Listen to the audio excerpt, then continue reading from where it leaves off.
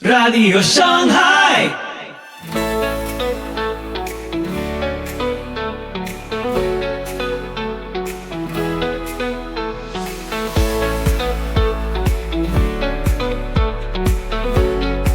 Muy buenos días, tardes o noches, donde quiera que estés en el mundo. Soy Pipo Biglione y te doy la más cálida bienvenida a Radio Shanghai. Estás sintonizando el episodio 649 de nuestra 9ª temporada. Prepárate para lo que viene. Hoy, cuando Dios es tu escudo y no tu espada. Después de la victoria llegó el miedo y Dios le dijo a Abraham: no temas, yo soy tu escudo. En esta enseñanza César Vidal explica por qué Abraham fue justificado no por lo que hizo, sino por lo que creyó. Una reflexión profunda sobre fe, pactos e imperios, y sobre por qué el justo vivirá por la fe. Toda la música que nos inspira es de Pipo y Banda Ya. Podés escucharla y descargarla en el link en los comentarios. Si querés colaborar con nuestro trabajo, hazlo a través de Cafecito también en los comentarios. Así que ponete cómodo, subí el volumen y empezamos. Soli Deo Gloria. Bueno, continuamos con la historia de Abraham y continuamos además con la historia de Abraham en un momento tremendamente interesante. La Reina Valera, el versículo 1, la primera parte, traduce: después de estas cosas vino la palabra de Jehová a Abraham.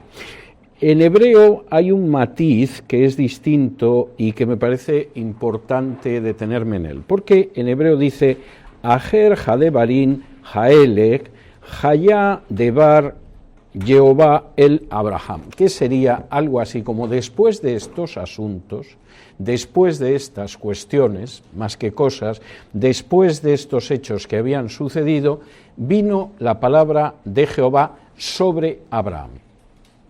Puede que alguno no termine de encontrar la diferencia entre Abraham a Abraham y sobre Abraham. Evidentemente una palabra que viene sobre también es sa, pero indica el hecho de una superioridad que desciende sobre Abraham.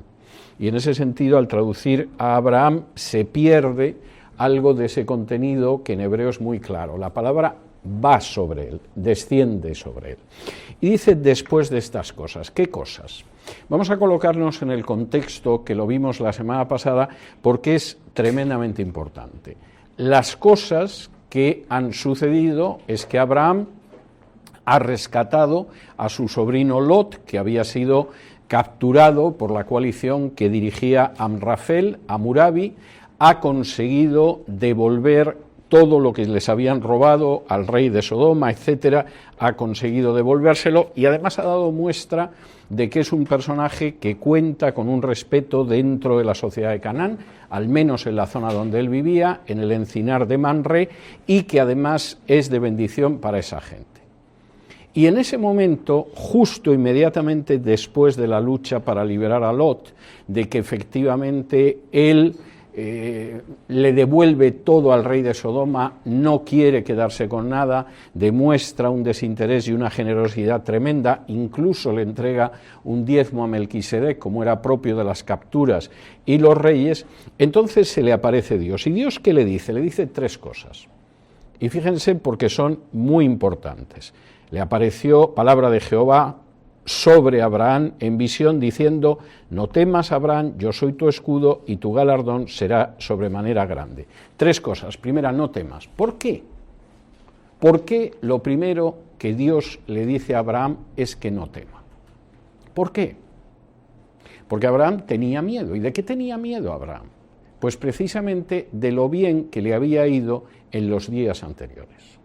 Abraham tenía razones para temer. Bueno, ¿qué pasa si ahora Amrafel y los otros reyes, en vez de conformarse con regresar a su tierra, resulta que vuelven sobre mí y ya no es la retaguardia del ejército a la que yo sorprendo de noche, es el ejército en bloque? ¿Qué va a pasar entonces? Porque claro, no es lo mismo ir detrás de un ejército a hurtadillas, de manera que no sabe que vas detrás de ello y de pronto aprovechas la noche, das un golpe de mano, rescatas a tu sobrino y a algunos más y te retiras con rapidez. ¿Y si vuelven? Vamos a suponer que no vuelvan. ¿Qué van a pensar los cananeos? Porque yo soy un extranjero. ¿Me van a agradecer el hecho de que he liberado a esta gente? ¿O van a decir, este extranjero en última instancia, ¿por qué mete las narices donde nadie le ha dicho que meta las narices? ¿Quién se ha creído? Porque, vamos a ver, los extranjeros son vistos de una manera u otra según la sociedad y también según lo que sea. Por ejemplo, en España hay un sentimiento muy contrario a la inmigración de países islámicos. Pero cuando son pobres desgraciados que vienen de Marruecos, o vienen de Argelia, o vienen de Túnez. Si son jeques árabes que van a Marbella, están encantados. Porque a fin de cuentas son multimillonarios, incluso se pueden traer el harén, y lo encuentran divertido y aparece en la prensa. Tal jeque, tal emir ha llegado con sus 150 esposas. Ah, qué bien, son sus costumbres y hay que respetarlas. Cuando no es gente así, pues generalmente ninguna sociedad los ve bien. ¿Cómo va a ver la sociedad de Canaán lo que ha sucedido?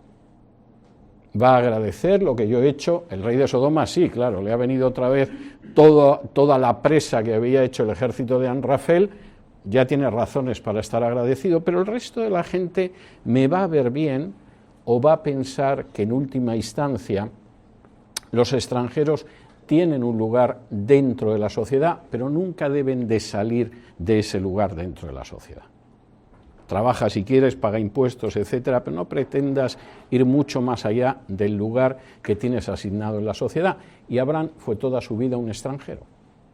A lo largo de todo el libro de Génesis se le conoce como hybrid, que nosotros traducimos como el hebreo sin enterarnos de lo que significa. El hybrid es el de la otra orilla, el que ha venido del otro lado de la frontera que marca el río Éufrates. Lo va a ser toda su vida. No va a dejar de ser el hybrid, incluso por mucho que lo respeten, hasta el momento de su muerte. Y cuando yo pienso esto, después del día de la victoria, de pronto, claro que tengo miedo. No tengo nada claro que Amrafel no va a regresar, y además va a regresar, buenos son los imperios cuando les das un golpe. A lo mejor lo más prudente para el imperio es no repetir el golpe, pero la soberbia típica del imperio hace que siempre quieras repetir el golpe. No pueden tolerar en su inmensa soberbia que alguien les dé un golpe y quede impune, aunque no sea una amenaza real. Y en ese sentido los babilonios o cualquier otro imperio no variaban. ¿Qué va a pasar? ¿Y qué va a pasar en esta sociedad donde no paso de ser un extranjero? Y lo primero que Jehová le dice es, no tengas miedo. Yo sé que tienes miedo, ¿no? Es lógico que tengas miedo. Es más, cuando hacemos cosas buenas, realmente en muchos casos es para tener miedo. Las cosas buenas que hacemos siempre suelen provocar una reacción contraria. Yo conocí un catedrático de historia que en cierta ocasión, en una reunión de profesores de universidad, alguien le preguntó si no tenía miedo de que le hicieran alguna trastada, le dieran algún golpe, algo de este tipo. Y contestó, no, porque nunca he hecho bien a nadie. Y verdaderamente la respuesta era tremenda. No he hecho bien nunca, no tengo que temer que alguien me ataque. Y esto parece muy cínico y parece muy cómico, pero es la verdad. De manera que lo primero que Dios le dice a Abraham es, no tengas miedo. Segundo, y esto es muy importante, soy tu escudo, lo cual es verdaderamente tremendo también. Ojo, soy tu escudo, no tu espada. Y esto es importante. La protección que tú tienes de cara a cualquier cosa que te dé miedo, yo la voy a parar.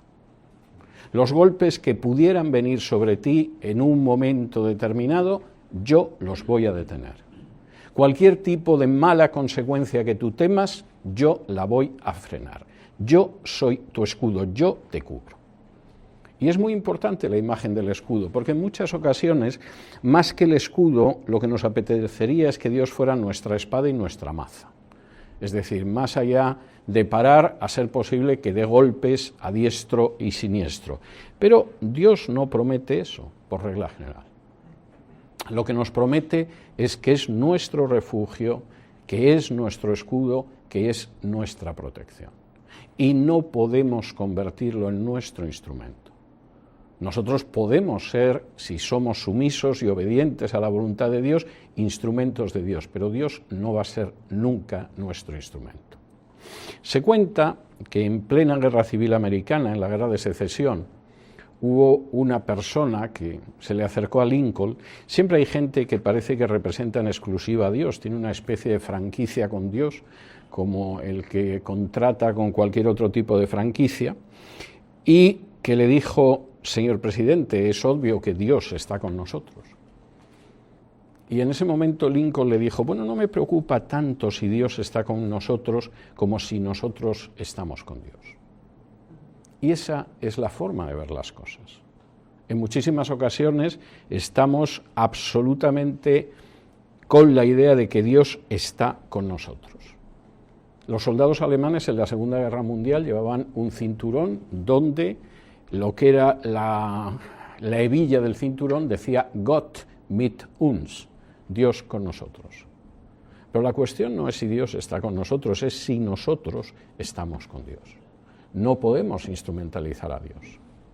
Y Dios no va a ser la espada que nosotros queramos para ir dando mandoblazos o golpes según nuestro antojo. Pero no temas, porque yo soy tu escudo, yo te voy a cubrir. Tercero, Abraham, por si acaso en estos días lo has pensado y efectivamente estás un poco descontento con lo que hiciste,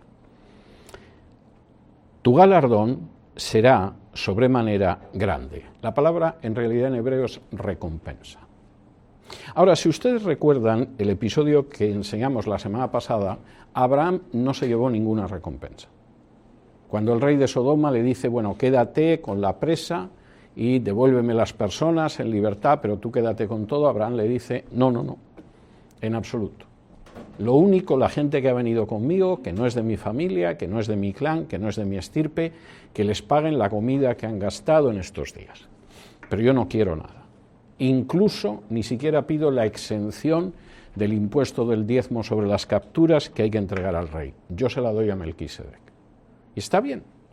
Abraham actúa con una enorme generosidad, con un enorme desprendimiento, ha aprendido la lección en términos materiales que no conocía cuando bajó a Egipto e incluso quiso valerse de su mujer para hacer fortuna. Es un Abraham que ha cambiado. Pero es posible que después de todo esto pensara: a ver si me he pasado de generoso. Que está bien ser desinteresado, pero tampoco tan generoso. A lo mejor sí tendría que haber aceptado los costes que me ofrecía el rey de Sodoma. A lo mejor no quedarme con todo como si fuera una captura propia, pero por lo menos una parte de los gastos, que sí me acordé de los gastos de los que venían conmigo. Y Dios en ese momento le dice: mira, Abraham, vas a tener una recompensa. No es la que has tenido en la expedición. Desentiéndete de eso. Pero vas a tener una recompensa que va a ser extraordinariamente grande.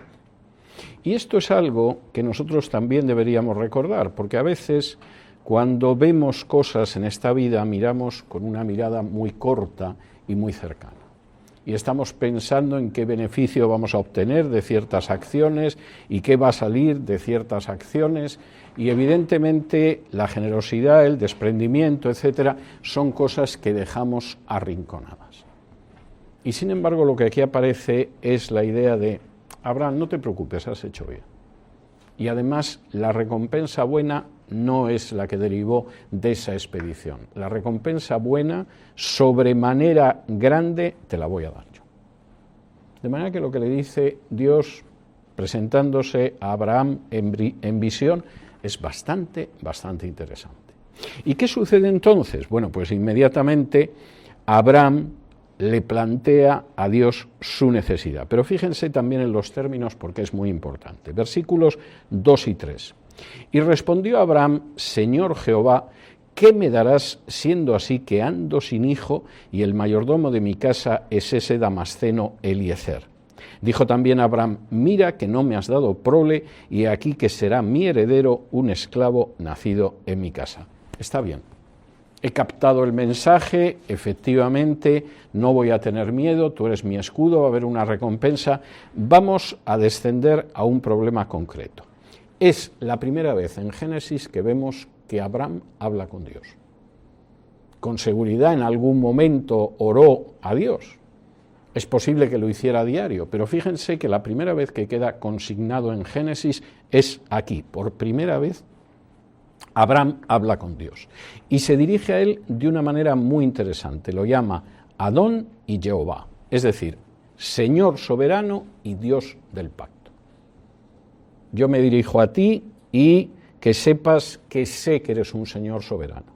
Eres Adón. Es la primera vez en toda la Biblia que aparece ese término, ese título para referirse a Dios. Señor soberano. Tú eres el Señor soberano, tú puedes hacer lo que quieras. Y además eres el Dios del pacto. No eres solo Elohim, el Dios creador que se extiende a todos los pueblos. Tú eres Jehová, el Dios del pacto. Esto es muy bonito y la idea de la soberanía de Dios y del pacto está muy bien, pero deberíamos recordar que nosotros podemos llamar a Dios lo que Abraham nunca le pudo llamar, que es Padre. Y es algo que a veces se nos escapa. Los títulos de Dios son tan impresionantes. En Génesis, que es el inicio de la historia, son unos títulos a veces tan sobrecogedores que nos dejamos deslumbrar por eso y nos recordamos dónde estamos nosotros. Nosotros tenemos la posibilidad de llamar a Dios Padre. Y podemos llamar a Dios Padre porque si creemos en Jesús nos hemos convertido en sus hijos. ¿Quiere alguien buscar Juan 1:12 y leerlo?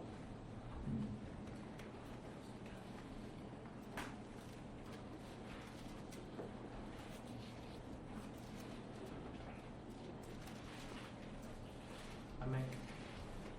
Mas a todos los que le recibieron, a los que creen en su nombre, les dio potestad de ser hechos hijos de Dios. Esto es. En contra de lo que piensa muchísima gente, todos los seres humanos no son hijos de Dios. Todos los seres humanos son criaturas de Dios, están creados a su imagen y semejanza y eso nos une. Deberíamos respetar la imagen y semejanza de Dios que hay en todos los seres humanos. Sobre esto hablé en su día, no me voy a extender ahora. Pero la Biblia deja muy claro que hijos de Dios son aquellos que han creído en Jesús. Y que aquellos que creen en Jesús de pronto reciben la potestad de convertirse en hijos de Dios. Y eso es mucho más allá de lo que Abraham tiene aquí cuando se dirige a Dios.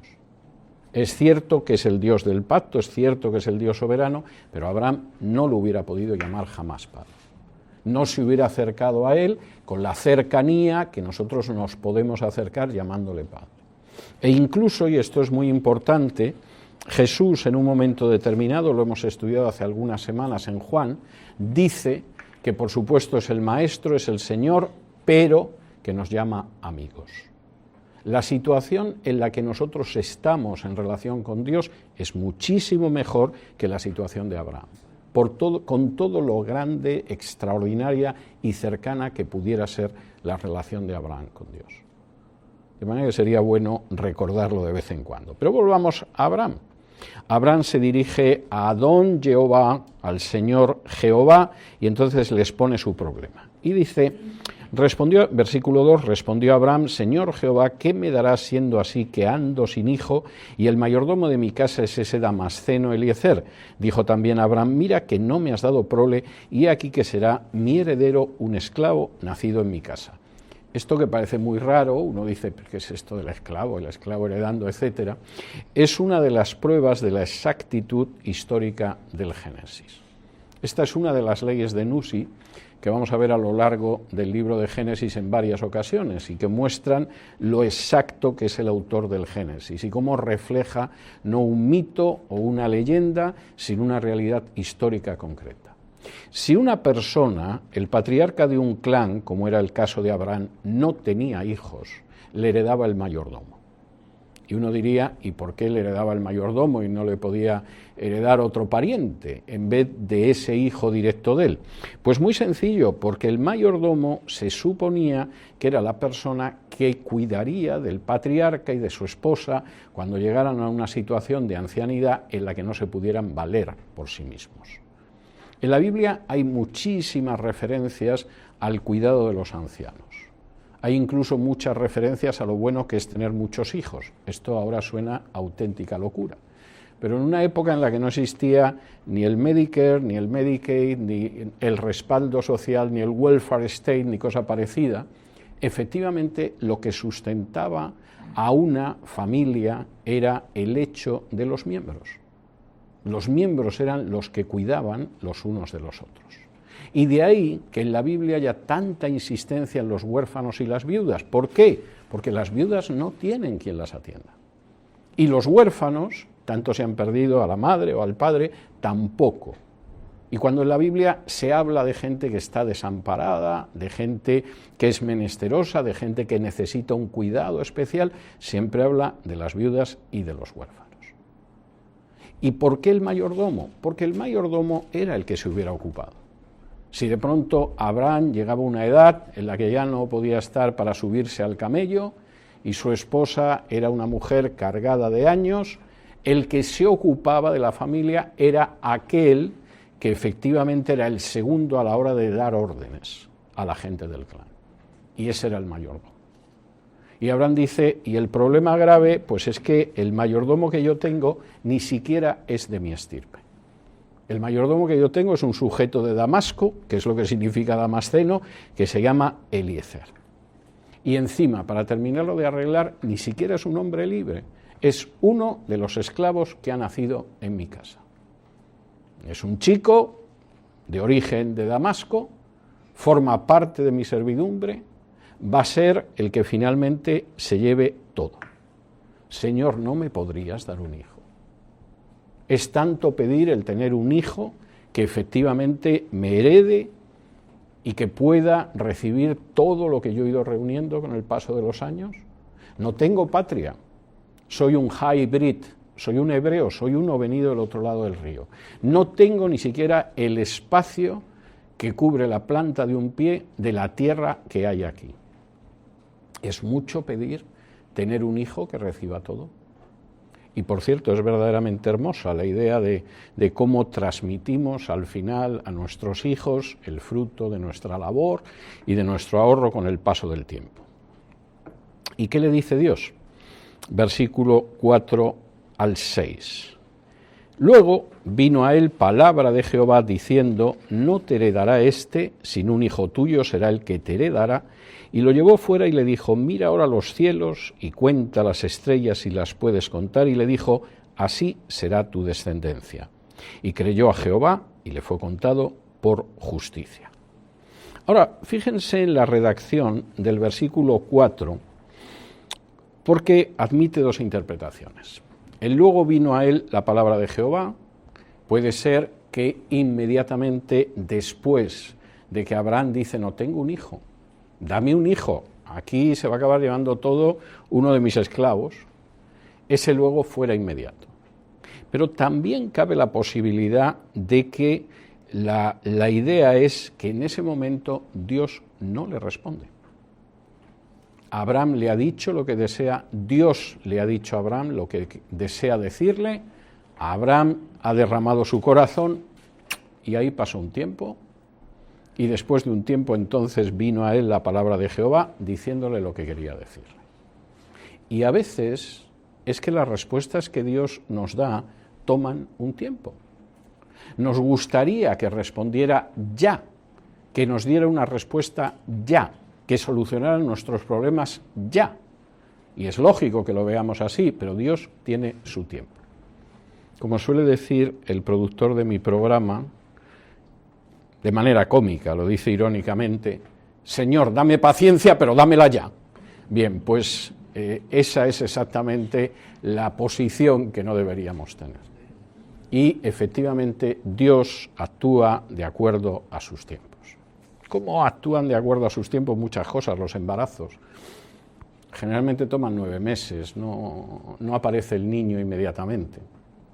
O como toma a su tiempo la curación de heridas, o la sanidad de enfermedades, o aprender un idioma, o aprender a tocar la guitarra. Todo tiene un tiempo y Dios tiene sus tiempos. De manera que luego vino a él la palabra de Jehová. ¿Y qué es lo que le dice? Bueno, primero, quien habla es el Dios del pacto, versículo 4, vino a él palabra de Jehová, y la respuesta es muy clara. por supuesto que voy a cubrir tu necesidad. Sal de la tienda donde estás y mira en estos momentos lo que tienes delante de ti, versículo 5, mira los cielos, ¿puedes contar las estrellas? ¿A que no? Pues así será tu descendencia. De manera que te puedo decir, Abraham, que las cosas van a ir como tú esperas y te doy mi palabra de que será así. ¿Y qué pasó con Abraham? Lo que dice el texto de Génesis es tremendamente importante. Dice en el versículo 6, y creyó a Jehová y le fue contado por justicia. Esto es muy importante para aquellos que se empeñan en creer que la salvación es por obras, por ritos, por rituales, por ceremonias. El padre de los creyentes, el primer creyente de la historia, creyó y eso significó su justificación, el creer. No el que hubiera salido de Ur de los Caldeos, no el que hubiera rescatado a su sobrino Lot, no incluso el que hubiera cedido ante Lot en sus pretensiones económicas, sino que fue el hecho de que creyó y fue justificado. Porque en la Biblia la justificación siempre se obtiene a través de la fe, en cualquier periodo histórico. Y eso no excluye ningún periodo. Por ejemplo, si vamos a Habacuc, al libro del profeta Habacuc, y por supuesto es un profeta posterior a que Moisés recibiera la ley en el Sinaí,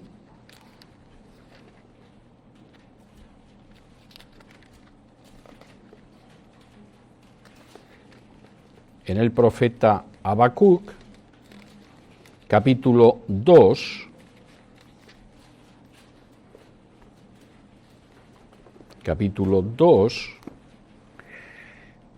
y versículos del 1 al 4, Habacuc está detrás de Nahum y delante de Sofonías.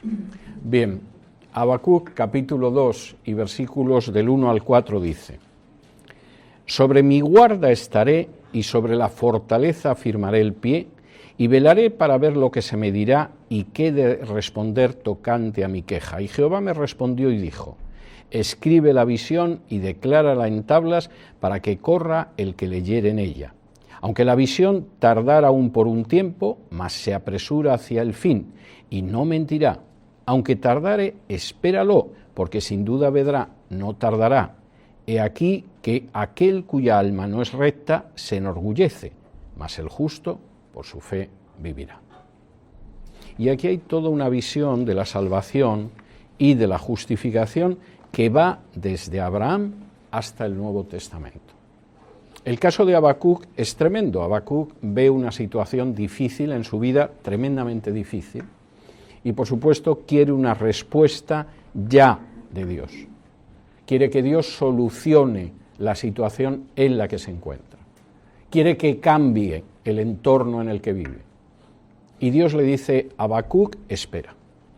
Es posible que la espera se te haga larga. Es posible que aquello que deseas y que efectivamente estás esperando te parezca que no va a llegar nunca, pero espera porque va a llegar. Y habrá gente que no va a saber esperar, no va a saber reaccionar de esa manera, peor para ellos. Pero tú espera, porque tienes que saber que el justo vivirá por su fe. Y en muchas ocasiones verdaderamente no se puede decir que sea algo que vivamos. Tenemos la sensación de que podemos forzar la mano de Dios, de que no tenemos que esperar sus plazos, ni cosa parecida, y, como aquí dice, sin embargo, fue en el momento en el que Abraham creyó que eso se iba a producir cuando fue justificado. Sigue siendo así a día de hoy. Si me acompañan a Romanos, capítulo 4, donde Pablo ha empezado a desarrollar la enseñanza de la justificación por la fe, Pablo va a recordar precisamente este pasaje de la vida de Abraham. Y dice así en Romanos capítulo 4 y versículos del 1 en adelante.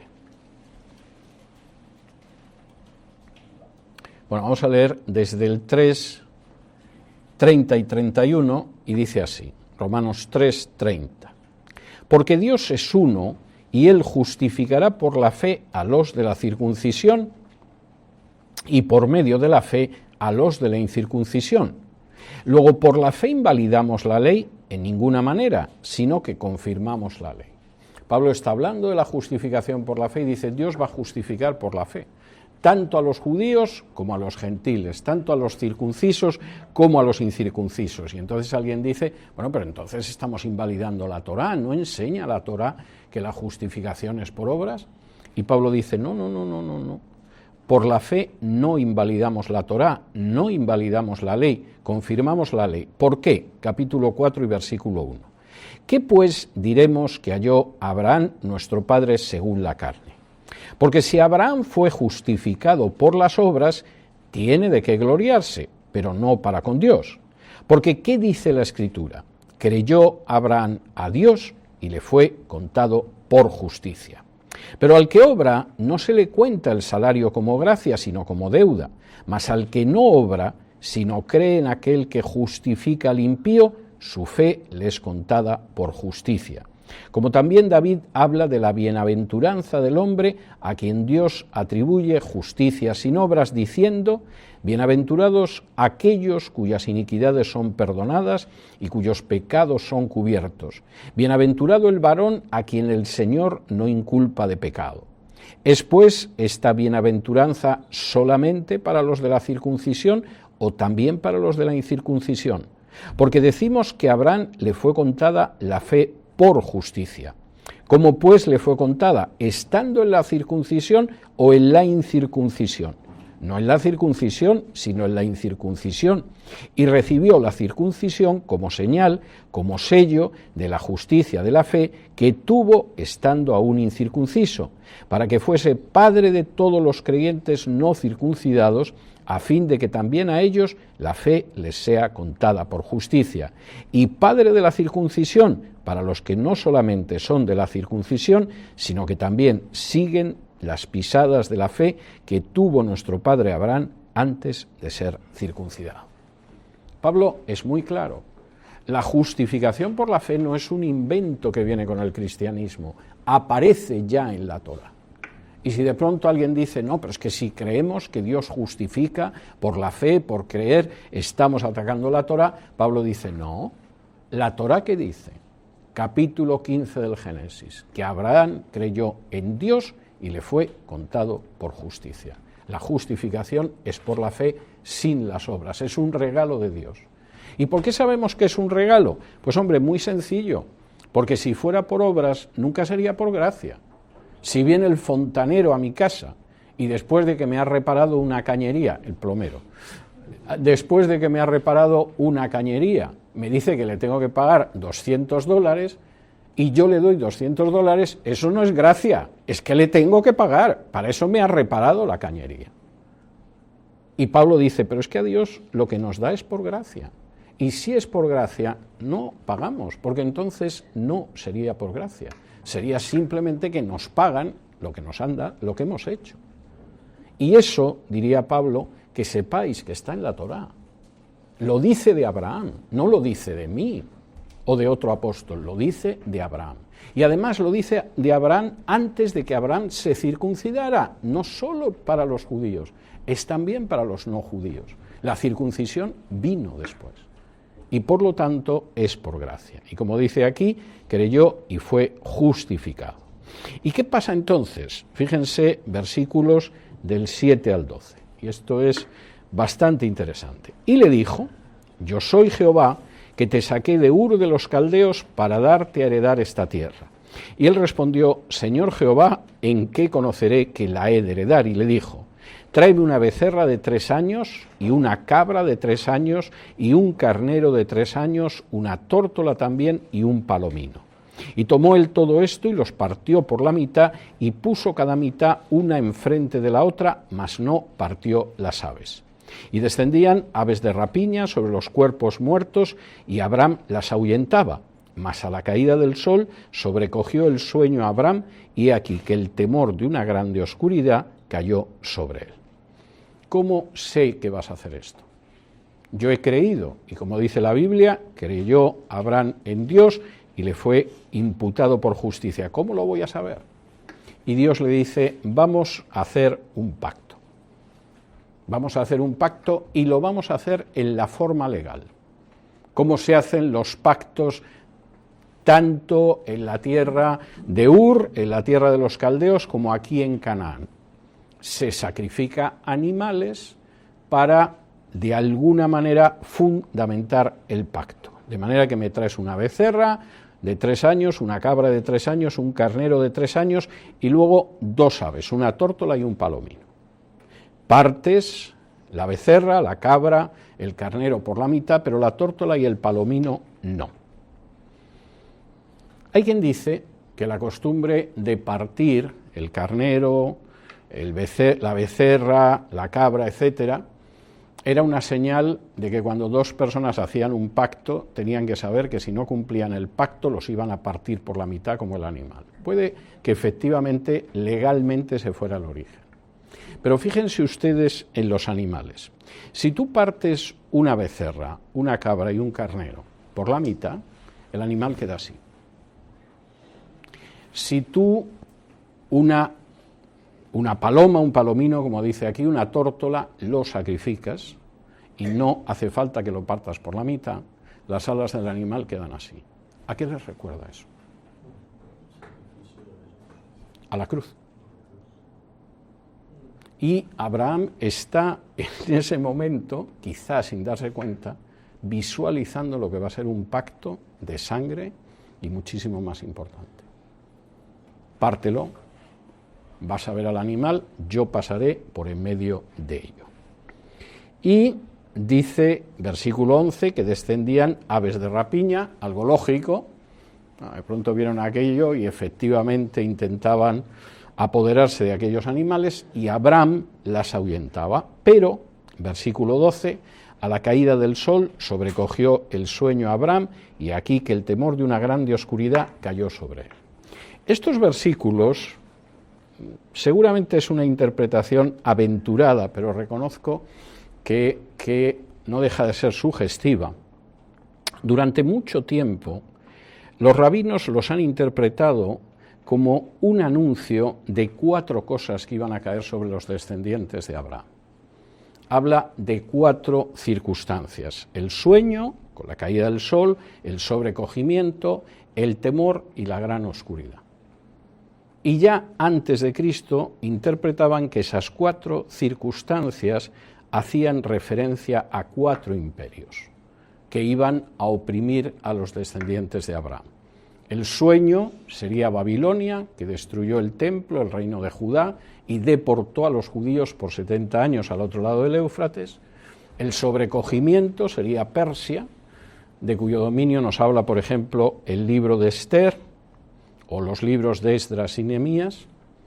El temor sería la Grecia que venció a Persia, como anuncia el libro del profeta Daniel, y efectivamente hubo un dominio de los griegos que en algún momento llevó a situaciones terribles, a una nueva profanación del templo, con Antíoco IV, un monarca griego, que profetiza Daniel, aunque hay gente que cuando llega ahí, en vez de ver la profecía cumplida, empieza a ver ahí cualquier cosa, los rusos, los chinos, los norcoreanos, etc. Y una última gran oscuridad que es Roma, que de nuevo volvió a destruir el templo de Jerusalén y arrasar la ciudad de Jerusalén. No deja de ser una interpretación, pero sí quisiera decir que para ser una interpretación coincide con una visión que sí aparece reflejada en la Biblia y que señala cuándo vendría el Mesías. Si me acompañan ustedes a Daniel, capítulo 2,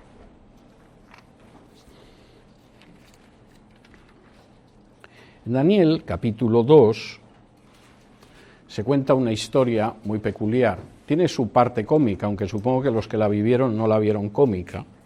Y es que el rey Nabucodonosor de Babilonia, a donde han sido desterrados los judíos, deportados los judíos, tiene un sueño. Y se levanta inquieto por la mañana porque quiere que le digan el sueño y la interpretación, y convoca a brujos, hechiceros, etcétera, para que le interpreten el sueño. Y dice: he tenido un sueño, me he levantado muy desasosegado, quiero que alguien me interprete el sueño. Y entonces le dicen: por supuesto, majestad, podemos interpretar el sueño. ¿Cuál ha sido el sueño? Y Nabucodonosor dice: es que no lo recuerdo.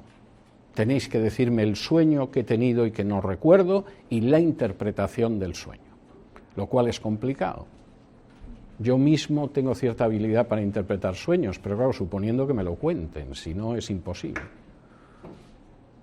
Y cuando le dicen: denos su majestad el contenido del sueño y se lo revelaremos, dicen: no, tenéis que recordarme el sueño y revelarme el sueño, porque si no os voy a ejecutar. Y cuando en ese momento los magos de la corte descubren que ser mago de la corte quizá no es tan bueno como habían pensado, entonces uno dice: oye, hay un chico judío que se llama Daniel y él tiene el espíritu de los dioses sobre él, quizá él lo pueda arreglar. Y Daniel va, se pone en oración y Dios le revela el sueño y el significado. Y dice lo siguiente en Daniel capítulo 2 y versículos del 36 en adelante: este es el sueño, también la interpretación de él diremos en presencia del rey. Tú, oh rey, eres rey de reyes, porque el Dios del cielo te ha dado reino, poder, fuerza y majestad, y donde quiera que habitan hijos de hombres, bestias del campo y aves del cielo, él los ha entregado en tu mano y te ha dado el dominio sobre todo. Eres aquella cabeza de oro. El sueño efectivamente tiene una estatua donde primero hay una cabeza de oro, es Babilonia. Coincide con esa interpretación de la primera desgracia, que sería Babilonia. Y sigue: y después de ti se levantará otro reino inferior al tuyo, y luego un tercer reino de bronce, el cual dominará sobre toda la tierra, y el cuarto reino será fuerte como hierro, y como el hierro desmenuza y rompe todas las cosas, desmenuzará y quebrantará todo, y lo que viste de los pies y los dedos, en parte de barro cocido de alfarero y en parte de hierro, será un reino dividido, mas habrá en él algo de la fuerza del hierro, así como viste hierro mezclado con barro cocido. Y por ser los dedos de los pies en parte de hierro y en parte de barro cocido, el reino será en parte fuerte y en parte frágil. Así como viste el hierro mezclado con barro, se mezclarán por medio de alianzas humanas, pero no se unirán el uno con el otro, como el hierro no se mezcla con el barro. Y en los días de estos reyes, el Dios del cielo levantará un reino que no será jamás destruido, ni será el reino dejado a otro pueblo. Desmenuzará y consumirá todos estos reinos, pero él permanecerá para siempre, de la manera que viste que del monte fue cortada una piedra no con mano, la cual desmenuzó el hierro, el bronce, el barro, la plata y el oro. El gran Dios ha mostrado al rey lo que ha de acontecer en lo porvenir, y el sueño es verdadero y fiel su interpretación. El dispensacionalismo, que es un conjunto de disparates aparecidos en el siglo XIX, como casi todas las grandes sectas que anuncian el fin del mundo, se empeña en que la estatua no son 4 reinos, sino que hay uno más allá. Y entonces, claro, todos sabemos que el oro es Babilonia, que la plata es Persia, que destruyó Babilonia, que después vino Grecia, el bronce, y que luego viene el hierro, que es Roma.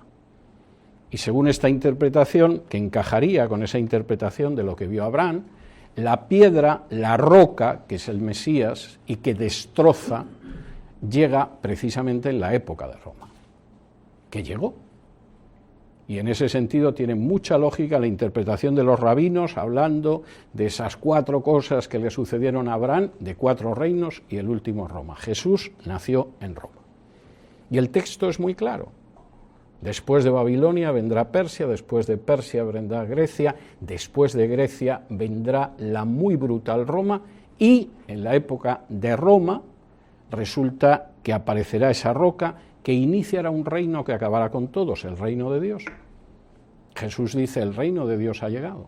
Si yo expulso demonios por el dedo de Dios, es que el reino de Dios ha llegado. La profecía es clarísima.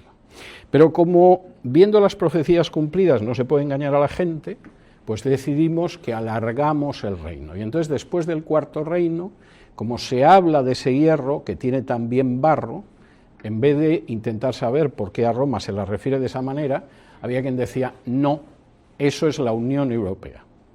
Porque la Unión Europea, preguntaría alguno, ¿qué fuma usted últimamente? ¿Qué tipo de sustancia alucinógena toma? Es la Unión Europea. Y además es la Unión Europea que, como hay unos dedos de los pies, que son 10, en el momento en el que tenga 10 miembros, entonces viene Cristo. Y el que no se lo quiera creer, que reviente, como se dice en mi tierra original. Andan por cerca de 30 miembros en la Unión Europea y creo que no tengo que demostrarles a ustedes que Cristo no ha venido. Es decir, esa interpretación es una estupidez. Fue siempre una pavada, pero es que ahora hay que ser ridículo para decir eso, a menos que la estatua tuviera 20 y tantos dedos, y Daniel no nos lo contó, y claro, por eso nos perdemos en la interpretación. Pero si vemos lo que dice el texto nada más, la profecía es tremenda. Y lo que decían algunos rabinos en relación con Abraham es muy interesante. Efectivamente hay imperios que van a dominar a ese pueblo, pero el reino llegará con el cuarto reino. Y uno dirá, bueno, ¿y por qué ese reino de hierro tiene también barro? Y efectivamente hay incoherencias dentro de él. Porque Roma, a diferencia de los otros reinos, no era una monarquía absoluta, era una república. Y cualquiera que conozca la historia de Roma, que por cierto es apasionante, no les recomiendo que dejen la lectura de la Biblia para estudiar la historia de Roma, pero les puedo asegurar que es algo que a mí me ha proporcionado centenares de horas de disfrute, sabe que el gran problema de Roma era el enfrentamiento entre los elementos populares y los elementos aristocráticos. Y desde su fundación, Roma siempre estuvo sometida a luchas intestinas precisamente por la existencia del barro y del hierro, de los elementos aristocráticos y fuertes, los optimates, como ellos los llamaban, y los elementos plebeyos al otro lado. Solamente en el siglo I antes de Cristo, Roma atravesó 3 terribles guerras civiles. Mario contra Sila, César contra Pompeyo y en un momento determinado Octavio contra Marco Antonio. Y la razón fundamental era esa. Y en un momento determinado acabó transformándose la República Romana en una especie de monarquía que no quería reconocer que era una monarquía porque los romanos odiaban a los reyes. Y efectivamente ese siempre fue el talón de Aquiles del todopoderoso Imperio Romano. Los elementos populares y los elementos aristocráticos. La descripción que da Daniel, más de 5 siglos antes, es verdaderamente prodigiosa y exactísima. Y en los días de ese reino llegó la roca, que es Cristo, empezó un nuevo reino que en un momento determinado acabará con todos los reinos. Y que es muy posible que en el episodio de Abraham y las aves de presa esté dado. Vamos a ver si consigo acabar la porción de hoy. Continuamos. Abraham hace lo que le ha pedido Dios, hace el sacrificio, es para sellar el pacto, y entonces Dios le dice. Entonces Jehová dijo a Abraham, ten por cierto, estoy en el versículo 13, que tu descendencia morará en tierra ajena y será esclava allí y será oprimida 400 años. Mas también a la nación a la cual servirán juzgaré yo, y después de esto saldrán con gran riqueza. Y tú vendrás a tus padres en paz y serás sepultado en buena vejez. Y en la 4ª generación volverán acá, porque aún no ha llegado a su colmo la maldad del amorreo hasta aquí. Y esto es muy importante. Abraham, yo te voy a dar una descendencia. No solo te voy a dar un hijo, te voy a dar una descendencia que va a ser numerosa como las estrellas del cielo, como las arenas del mar, pero antes van a pasar cosas. Abraham, tienes que aprender a esperar. Queridos hermanos, tenemos que aprender a esperar. Las cosas no son cuando queremos, son de acuerdo a los propósitos de Dios. Y le dice, mira, van a pasar cosas. De entrada, ese pueblo que va a surgir de ti, esa descendencia, va a vivir en otra tierra que no es esta, y allí va a ser esclava, y será oprimida 400 años. Y ustedes saben que esto se cumplió, lo vamos a ver en Génesis, cuando Jacob, Israel, bajó a Egipto, y los israelitas fueron esclavizados en Egipto y estuvieron 400 años. Abraham no va a saber esto, porque van a ser 400 años, 4 siglos, esclavos en una tierra que no es esta. Segundo, no te desanimes, aunque no lo vayas a ver. Primero, porque en un momento determinado yo voy a juzgar al opresor de tu descendencia, como Dios juzgó no solo al faraón, sino, como veremos en su día, a los dioses de Egipto. Y además, tú vas a vivir muchos años antes de irte con tus padres. Versículo 15, vendrás a tus padres en paz y serás sepultado en buena vejez. Esto de venir es muy interesante porque es una referencia a la muerte, pero fíjense que la idea no es serás simplemente sepultado, sino que vendrás a donde están tus padres. Tú vives en una dimensión, en un tiempo, en una época que es esa. Y en el momento de la muerte no se acaba todo. En el momento de la muerte no se extingue la existencia. En el momento de la muerte vendrás. No yo iré, tú vendrás. Y además eso va a ser después de que vivas muchos años, no solo vivas muchos años, vivas una vejez buena. Hay muchas formas de vejez miserable.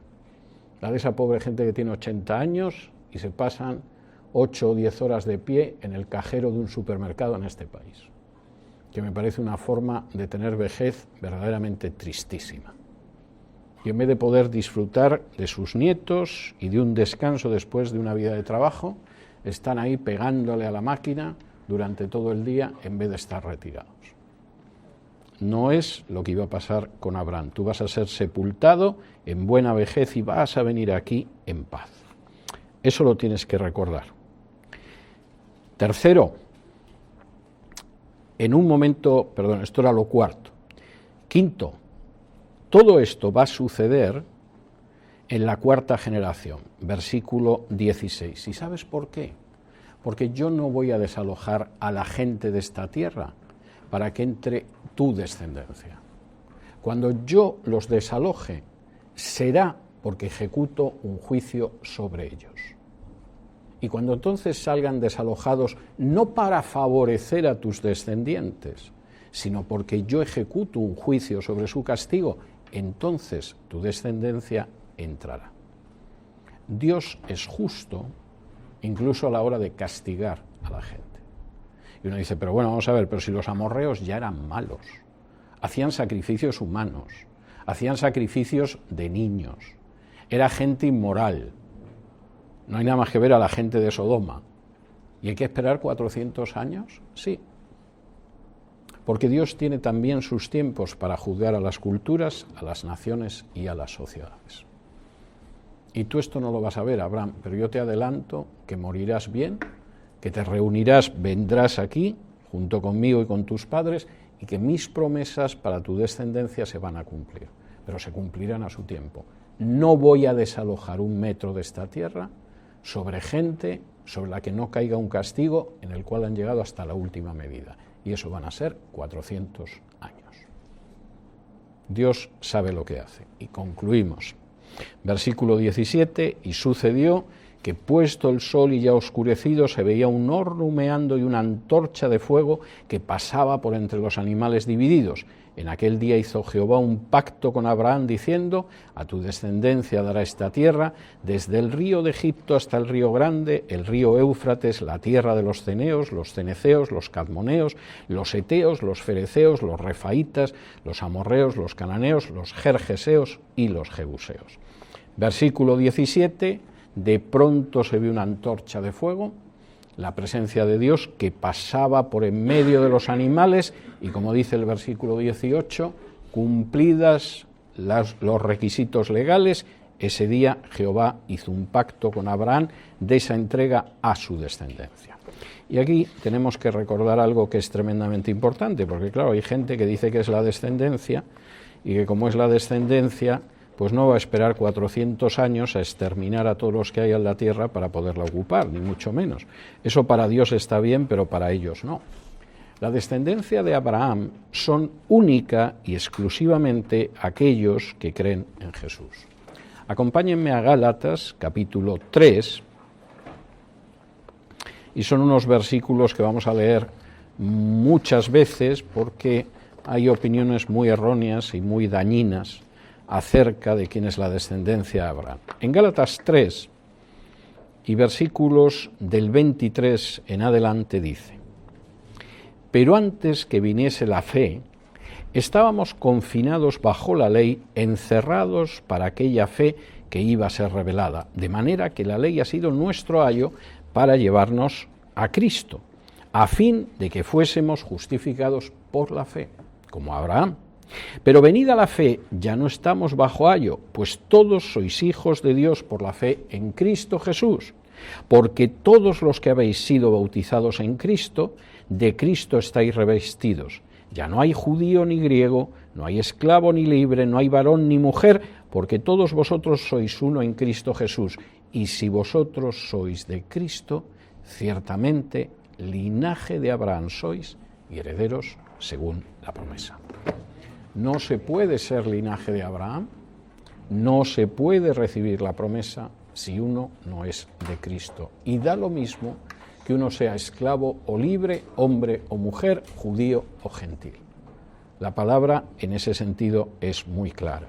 Y por supuesto, esas promesas puede que en esta vida no lleguemos a verlas, pero sí podemos estar seguros de que Dios las va a cumplir y las va a honrar y efectivamente las va a consumar. Y mientras tanto, mientras estemos en este camino, esperando también que falleceremos en buena vejez e iremos al Señor, vendremos al Señor, recordemos que Dios bendice ricamente, pero bendice a su tiempo. Que tenemos que saber esperar, que hay problemas nuestros que pueden llegar a angustiarnos y realmente a asfixiarnos. Y Dios no olvida que tenemos esos problemas. Ni a Dios se le pasa que tenemos situaciones de sufrimiento, de dolor, y quiere bendecirnos en ellas. Y lo hará a su tiempo si sabemos esperar, porque el justo vivirá por la fe. Tenemos un minuto si alguien quiere hacer alguna pregunta. Hoy me he tenido que extender un poco más porque el pasaje era corto pero muy sustancioso. Sí. El pacto que hizo Dios con Abraham fue un pacto unilateral, ¿no? Donde solamente Dios fue el que actuó manifestándose entre los animales porque Abraham estaba dormido, ¿no? Siempre, los pactos de Dios siempre son unilaterales. Es decir, nosotros recibimos los efectos del pacto, nos sumamos al pacto, pero siempre es Dios el que tiene la iniciativa y el que ejecuta el pacto. Y hay gente que no se da cuenta de esto, y anda muy equivocada con eso, pero el nuevo pacto se basa en la sangre de Cristo. Nosotros nos podemos adherir, sumar, unir ese pacto, pero es la sangre de Cristo derramada en la cruz. Y en el Sinaí igual. Es decir, el pueblo de Israel se puede sumar a ese pacto, pero quien ha sacado de Egipto al pueblo de Israel y quien le da la ley en el Sinaí es Dios. Y aquí pasa exactamente igual. Es decir, Abraham cree y recibe, pero efectivamente quien va a ejecutar todo eso es Dios. Es así.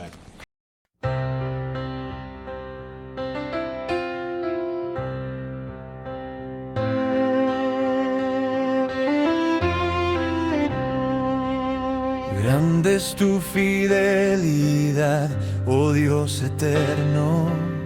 No fallas nunca, siempre cuidas de mí. Tu compasión cada día se renueva. Has sido fiel y lo serás hasta el fin.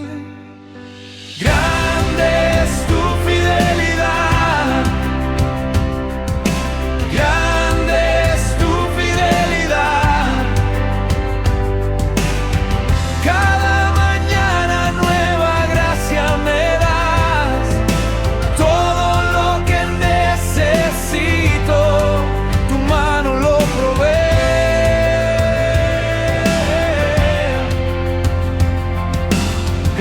es tu fidelidad, Señor, hacia mí. Cielos y tierra proclaman tu grandeza, las estaciones tu bondad muestran hoy. Toda la creación levanta su canto. Gloria al Dios vivo, mi Padre y mi Señor. Grande es tu fidelidad, grande es tu fidelidad.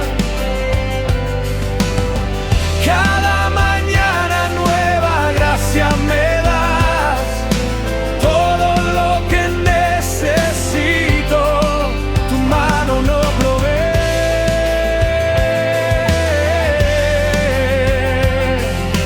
Grande es tu fidelidad.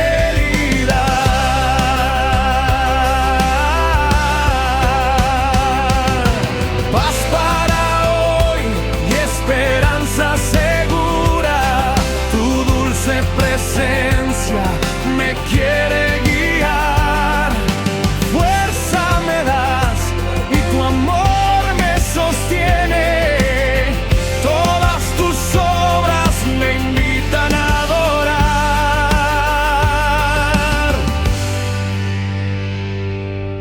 Grande es tu fidelidad. Grande es tu fidelidad. Grande es tu fidelidad, oh mi Señor. Grande es tu fidelidad. Grande es tu fidelidad. Grande es tu fidelidad. Cada mañana nueva gracia me das, todo lo que necesito, tu mano lo provee.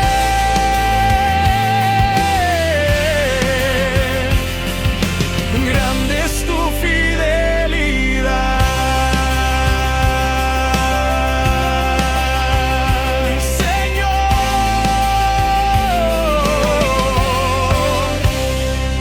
hacia mí.